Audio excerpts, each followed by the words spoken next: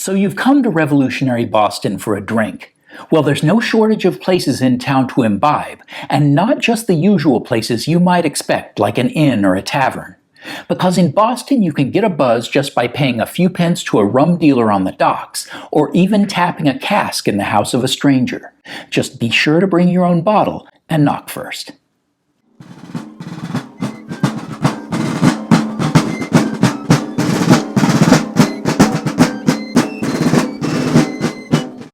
Boston has a long tradition of drinking, and some of the most notable residents have been known to enjoy a drink or even to make their own.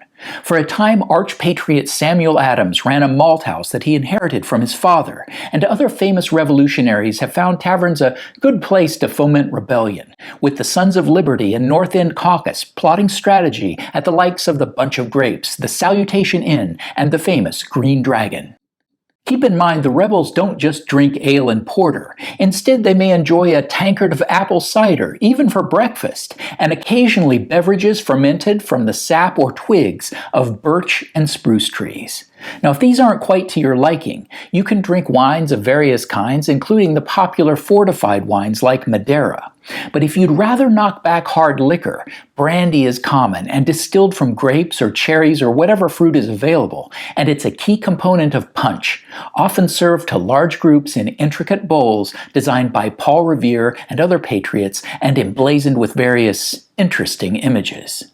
However, the most economically important of Boston's beverages is rum, which is distilled locally and exported globally. Rum was closely linked to the regional economy, including the slave trade, and one historian reports that the average Bostonian drank more than 8 gallons of the spirit per year.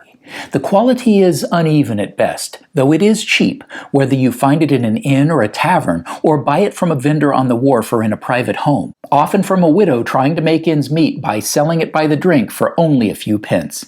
Now, you can mix rum into a concoction like a grog, sling, or toddy, or into Boston's most inventive drink, flip. Depending on the recipe, this may contain rum, beer, molasses, sugar, eggs, and/or cream, which are brought to a boil when the drink maker plunges a red-hot poker into the mix to give it a rich burnt flavor, which supposedly tastes better the more you drink of it.